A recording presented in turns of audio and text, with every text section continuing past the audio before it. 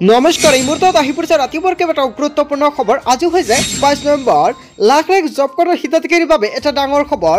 আপোনালোকৰ জব কাৰ্ডৰ একাউণ্ট আছে নেকি? তেন্তে আপোনাৰ একাউণ্টত চৰকাৰে সোমাই দিব টকা। যদি আপোনাৰ জব কাৰ্ডৰ একাউণ্টটো আপডেট কৰা নাই, অতি শীঘ্ৰে আপোনাৰ আধাৰ কাৰ্ডটো লিংক কৰি লৈ লওক, অন্যথা আপুনি জব কাৰ্ডৰ একাউণ্টত টকা নাপাব। লগতে আত্মসহায়ক গোটৰ প্ৰত্যেকজন মহিলাৰ বাবে এটা ভাল খবৰ। যিসকল মহিলাই আত্মসহায়ক গোটৰ ফৰ্মটো জমা দিছে সেইসকলৰ কৰিব লাগিব কেইবাটাও গুৰুত্বপূৰ্ণ কাম। কেৱল এয়াই নহয়, পিএম কিষাণ আৰু অৰুণোদয়ৰ হিতাধিকাৰীৰ বাবে এটা গুৰুত্বপূৰ্ণ খবৰ আহি পৰিছে। লগতে ৰেচন কাৰ্ড নথকা প্ৰত্যেকজন ব্যক্তিয়ে লাভ কৰিব নতুন ৰেচন কাৰ্ডৰ সুবিধা। কেইবাটাও ৰাজনৈতিক খবৰৰ লগতে অৰাজনৈতিক খবৰ যুগুত কৰা হৈছে আজিৰ দিনটোত। গোটেই অসম তথা ভাৰতৰ বিভিন্ন প্ৰান্তৰ পৰা যুগুত হৈছে কেইবাটাও ডাঙৰ খবৰ। এনেবোৰ খবৰ নিতৌ পাই থাকিবলৈ চেনেলটি ছাবস্ক্ৰাইব কৰি ভিডিঅ'টো এটা লাইক কৰিবলৈ নাপাহৰিব। আজিৰ আমাৰ প্ৰথম খুবেই গুৰুত্বপূৰ্ণ খবৰ হৈছে অসমবাসীৰ বাবে এটা ডাঙৰ খবৰ। ইয়াক খিলঞ্জীয়া একত্ৰিত হোৱাৰ সময়।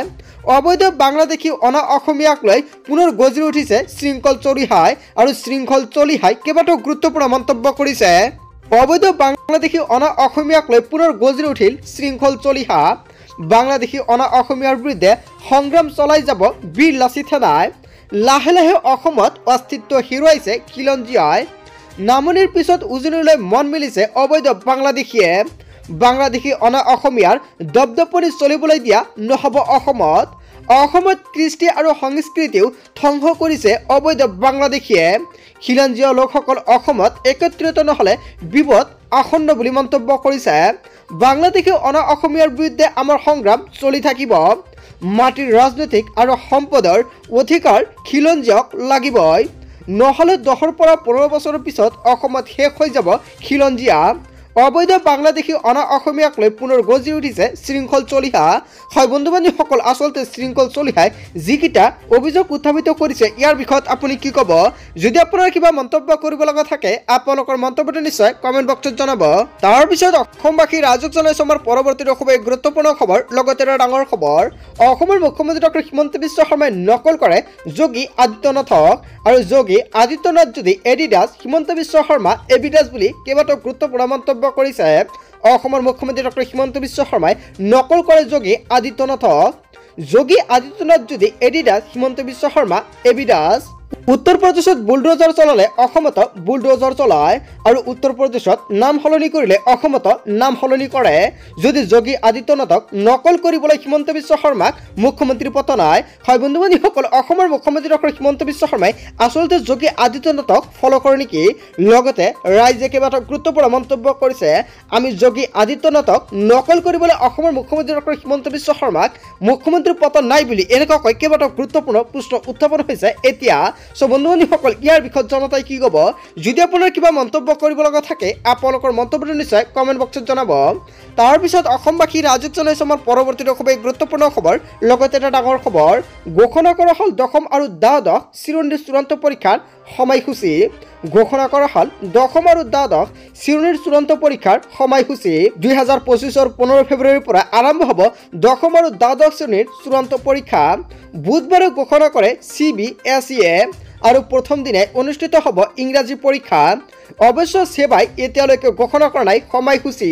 হয় বন্ধু বান্ধৱীসকল, অৱশেষত HS আৰু HSLCক লৈ কেইবাটাও গুৰুত্বপূৰ্ণ আপডেট মুকলিয়াইছে, আৰু অতি শীঘ্ৰেই ছাত্ৰ ছাত্ৰীসকল প্ৰিপাৰেশ্যন আৰম্ভ কৰক। তাৰপিছত অসমবাসী ৰাইজক জনাইছো আমাৰ পৰৱৰ্তী খুবেই গুৰুত্বপূৰ্ণ খবৰ, লগতে এটা ডাঙৰ খবৰ। প্ৰথমতে উচ্ছেদ, আৰু এইবাৰ নামকৰ্তন হ'ল ভোটাৰ তালিকাৰ পৰা, আৰু উচ্ছেদ কৰাৰ পিছতে ভোটাৰ তালিকাৰ পৰা নামকৰ্তন কৰা হৈ আছে। এই মুহূৰ্তত অসমবাসী ৰাইজক জনাইছো আমাৰ পৰৱৰ্তী খুবেই গুৰুত্বপূৰ্ণ খবৰ। বেদখলকাৰীৰ বিৰুদ্ধে এইবাৰ দ্বিতীয় ষ্টেপ প্ৰশাসনৰ, আৰু প্ৰথমতে উচ্ছেদ কৰিছে আৰু পিছত এইবাৰ নামকৰ্তন কৰা হৈছে ভোটাৰ তালিকাৰ পৰা। 25 উচ্ছেদৰ বিৰুদ্ধে চলিছে ভোটাৰ তালিকাৰ পৰীক্ষণ।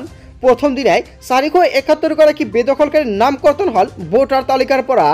সোণাপুৰ ৰাজচক্ৰ বিষয়ৰ কাৰ্যালয়ত চলিছে ভোটাৰ তালিকাৰ পৰীক্ষণ। জালিয়াতিৰে নাম অন্তৰ্ভুক্ত কৰিছিল ভোটাৰ তালিকাত, এনেকুৱাকৈ এটা অভিযোগ উত্থাপিত কৰিছে। আনকি চৰকাৰী সা সুবিধা লাভ কৰিছিল এইসকল লোকে। ৰেচন কাৰ্ড, চৰকাৰী ঘৰ আদিও লাভ কৰিছিল উচ্ছেদিত লোকসকলে, আৰু বহু বেদখলকাৰীৰ নাম কৰ্তন হ'ব এই তালিকাৰ পৰা। যিসকল বিয়ালৰ জৰিয়তে নাম অন্তৰ্ভুক্ত হৈছিল সেইসকল তদন্তৰ আওতালৈ অনাৰ দাবী। কেৱল ইয়াই নহয়, ডিমৰীয়াৰ বিভিন্ন দল সংগঠনে জনাইছে এই দাবী। সন্দেহযুক্ত সকলো নাগৰিকক ভোটাৰ তালিকাৰ পৰা নাম কৰ্তন কৰাৰ দাবী জনাইছে দল সংগঠনে। হয় বন্ধু বান্ধৱীসকল, এখন ডাঙৰ খবৰ, এখন গুৰুত্বপূৰ্ণ খবৰ আহি পৰিছে। তাৰ পিছত অসমবাসী ৰাজুক জনাইছে আমাৰ পৰৱৰ্তী খুবেই গুৰুত্বপূৰ্ণ খবৰ। লগতে এটা ডাঙৰ খবৰ, সাৱধান, ৰেপিডো চালক আৰু ছুইগি আৰু জমাটো ডেলিভাৰী বয়ৰ বিৰুদ্ধে শীঘ্ৰে চলিব অভিযান। ছুইগি, জমাটো আৰু ডেলিভাৰী বয়ৰ বিৰুদ্ধে সাৱধান হওক। চৰকাৰে কেইবাটাও গুৰুত্বপূৰ্ণ সিদ্ধান্ত গ্ৰহণ কৰিছে। ডেলিভাৰী বয়ৰ ৰূপত মহানগৰীত ঘূৰিছে অপৰাধী। সামগ্ৰী ডেলিভাৰী কৰাৰ নামত একাংশ ডেলিভাৰী বয়ে সংঘটিত কৰি আহিছে ভয়ংকৰ কাণ্ড। নিশাৰ ভাগত ছুইগি, জমাটো ডেলিভাৰী বয়ৰ পৰা সাৱধান। দিনত ৰেপিডো ড্ৰাইভাৰ হিচাপে কাম কৰে আৰু ৰাতি ৰেপিডো ড্ৰাইভাৰ হিচাপেও কাম কৰে। আৰু ইয়াৰ মাজতে অকলশৰীয়া যুৱতী আৰু মহিলা পালাই সংঘটিত কৰে ভয়ংকৰ কাণ্ড। যুৱতী আৰক্ষী পালাই কাঢ়ি নিয়ে মোবাইল ফোন। আন একাংশ ছুইগি আৰু জমাটোৰ ডেলিভাৰী বয়ৰ কাম কৰে আৰু ইয়াৰ মাজতে সংঘটিত কৰে অপৰাধমূলক কাণ্ড আৰু লগতে চোকা সামগ্ৰী লৈ ফুৰে এইসকল ডেলিভাৰী বয়ে। পূৰ্বে শৰণীয়া আৰু ৰাজগড়ৰ ঘটনাই প্ৰমাণ কৰিছে। ৰাজগড় আৰু পূব শৰণীয়াৰ ঘটনাৰ দুয়োজন যুৱকে ডেলিভাৰী বয়ৰ কাম কৰে। সাৱধান হওক ডেলিভাৰী বয় অথবা ৰেপিডো চালকৰ পৰা। হয় বন্ধু বান্ধৱীসকল, এটা গুৰুত্বপূৰ্ণ খবৰ, এখন ডাঙৰ খবৰ মোক উলিয়াইছে আৰু সকলোৱে সাৱধান হৈ থাকিব যাতে এনেকুৱাকৈ ঘটনা নহয়। তাৰ বাবে অতি শীঘ্ৰে আৰক্ষীয়ে বিহিত ব্যৱস্থা ল'ব। তাৰপিছত অসমবাসী ৰাজুক জনাইছে আমাৰ পৰৱৰ্তী খুবেই গুৰুত্বপূৰ্ণ খবৰ। লগতে এটা ডাঙৰ খবৰ, অসমৰ মুখ্যমন্ত্ৰী ডক্টৰ হিমন্ত বিশ্ব শৰ্মাই কেইবাটাও গুৰুত্বপূৰ্ণ মন্তব্য কৰিছে। যিসকল ব্যক্তিয়ে চৰকাৰী ঘৰ পোৱা নাই সেইসকল ব্যক্তিৰ বাবে এটা ভাল খবৰ। কোনো মানুহে কেঁচা ঘৰত থাকিব নালাগে। নতুনকৈ 1,73,000 লোকক দিয়া হ'ব পকী ঘৰ। যিসকল ব্যক্তিৰ চৰকাৰী ঘৰৰ তালিকাত নামটো আছে সেইসকল ব্যক্তি অহা মাহত লাভ কৰিব চৰকাৰী ঘৰৰ টকা। আৰু যিসকল ব্যক্তিৰ চৰকাৰী ঘৰৰ তালিকাত নাম নাই সেইসকলে নতুনকৈ চৰকাৰী ঘৰৰ বাবে আবেদন কৰিব লাগিব। আপুনি কেনেকুৱাকৈ চৰকাৰী ঘৰৰ বাবে আবেদন কৰিব, লগতে কোনবোৰ হিতাধিকাৰী একাউণ্টত চৰকাৰে সোমাই দিব চৰকাৰী ঘৰৰ টকা। ৰাজ্যৰ লাখ লাখ লোকৰ বাবে এটা ডাঙৰ খবৰ আহি পৰিছে। ইতিমধ্যে 20 লাখ লোকে লাভ কৰিছে বিনামূলীয়া চৰকাৰী ঘৰ। যদি আপুনি এতিয়ালৈকে চৰকাৰী ঘৰ পোৱা নাই তেন্তে আপোনাৰ বাবে এটা ভাল খবৰ। নতুনকৈ 1,73,000 লোকক দিয়া হ'ব বিনামূলীয়া ঘৰ। প্ৰধানমন্ত্ৰী আৱাস যোজনাৰ অধীনত লাভ কৰিব এই ঘৰসমূহ। ইতিমধ্যে এই নতুন ঘৰৰ বাবে সকলো প্ৰক্ৰিয়া সম্পন্ন হৈ পৰিছে। 7 লাখ লোকে নতুনকৈ লাভ কৰিব পকী ঘৰ। প্ৰধানমন্ত্ৰী আৱাস যোজনাৰ লগতে মুখ্যমন্ত্ৰী আৱাস যোজনাৰ অধীনত লাভ কৰিব বিনামূলীয়া পকী ঘৰ। শীঘ্ৰে মুখ্যমন্ত্ৰী আৱাস যোজনাৰ অধীনত নিৰ্মাণ কৰা হ'ব বিনামূলীয়া পকী ঘৰ। কোনো মানুহে যাতে কেঁচা ঘৰত থাকিব নালাগে সেয়া সুনিশ্চিত কৰিব চৰকাৰে। মন্ত্ৰী ৰঞ্জিত কুমাৰ দাসে কেইবাটাও গুৰুত্বপূৰ্ণ মন্তব্য কৰিছে। আপুনি এতিয়ালৈকে চৰকাৰী ঘৰ পোৱা নাই নেকি? যদি চৰকাৰী ঘৰৰ তালিকাত আপোনাৰ নামটো নাই অতি শীঘ্ৰে নতুনকৈ চৰকাৰী ঘৰৰ বাবে আবেদন কৰক। যিসকল ব্যক্তিৰ 2011 আৰু 2018 চনৰ চৰকাৰী ঘৰৰ তালিকাৰ পৰা নামটো বাদ পৰিছিলে সেইসকল ব্যক্তিৰ ডিচেম্বৰ মাহত প্ৰথমৰ পৰাই আপোনাৰ একাউণ্টত চৰকাৰী ঘৰৰ টকা সোমাবলৈ আৰম্ভ হৈ পৰিব। তাৰপিছত অসমবাসী ৰাজুক জনাইছে আমাৰ পৰৱৰ্তী খুবেই গুৰুত্বপূৰ্ণ খবৰ। লগতে এটা ডাঙৰ খবৰ, SBIৰ লাখ লাখ গ্ৰাহকৰ বাবে এটা ভাল খবৰ। গুৱাহাটী প্ৰদান কৰক আপুনি কেইবাটাও গুৰুত্বপূৰ্ণ কাম। লগতে ডিজিটেল জীৱন প্ৰমাণপত্ৰ এতিয়া পূৰি কৰি লওক, কিয়নো প্ৰত্যেক মাহতে আপোনাৰ একাউণ্টত লাভ কৰিব টকা। SBIৰ লাখ লাখ গ্ৰাহকৰ বাবে এটা ভাল খবৰ। SBIৰ গ্ৰাহকসকলৰ বাবে আহিছে বৃহৎ সুবিধা। ইয়াৰে পৰা ঘৰতে বহি দিব পাৰিব ডিজিটেল জীৱন প্ৰমাণপত্ৰ। পেঞ্চনাৰ সকলৰ বাবে SBI লৈ আহিছে এটা ভাল খবৰ।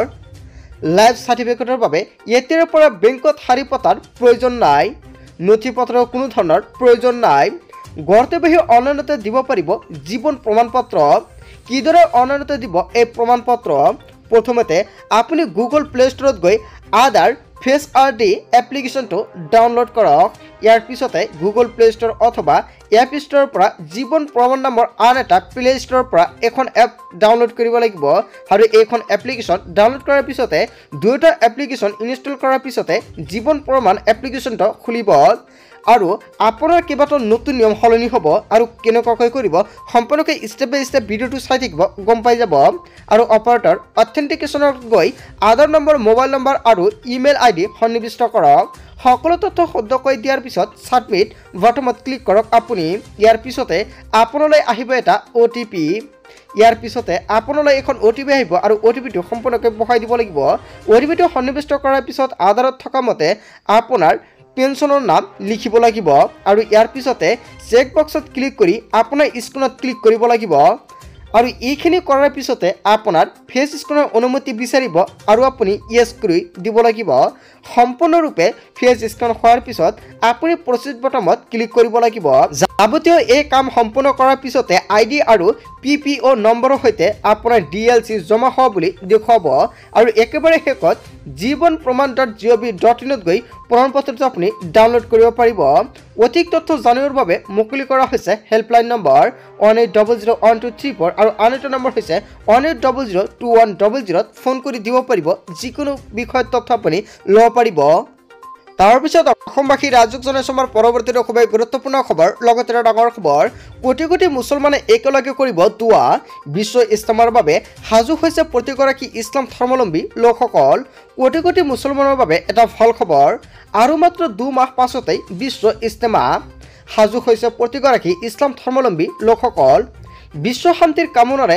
সকলোৱে কৰিব দুৱা হয় বন্ধু-বান্ধৱীসকল এখন ডাঙৰ খবৰ এখন গুৰুত্বপূৰ্ণ খবৰ আহি পৰিছে ইছলামধৰ্মী লোকসকলৰ বাবে তাৰে পথ দেখুৱাবলৈ বিশ্বৰ বিভিন্ন প্ৰান্তত সময়ে সময়ে ইজতেমা অনুষ্ঠিত হয় 2025 চনৰ 31 জানুৱাৰীৰ পৰা 2 ফেব্ৰুৱাৰীলৈকে অনুষ্ঠিত হ'ব প্ৰথম পৰ্যায়ৰ ইজতেমা 7 পৰা 9 ফেব্ৰুৱাৰীলৈকে হ'ব দ্বিতীয় পৰ্যায়ৰ ইজতেমা বিশ্বৰ ভিন্ন প্ৰান্তৰ লাখ লাখ মুছলমান সমবেত হ'ব এই ইজতেমাত বাংলাদেশৰ টংগীৰ তুৰাক নৈৰ পৰা অনুষ্ঠিত হ'ব এই বিশ্ব ইজতেমা সমগ্ৰ বিশ্বজুৰি আৰম্ভ হ'ব প্ৰস্তুতি হয় বন্ধু-বান্ধৱীসকল গোটেই অসম তথা ভাৰতৰ বিভিন্ন প্ৰান্তৰ পৰা যুগুত হৈছে কেইবাটাও ডাঙৰ খবৰ এনেবোৰ খবৰ নিতৌ পাই থাকিবলৈ চেনেলটি সাবস্ক্ৰাইব কৰি ভিডিঅ'টো এটা লাইক কৰিবলৈ নাপাহৰিব so thank you for watching full video'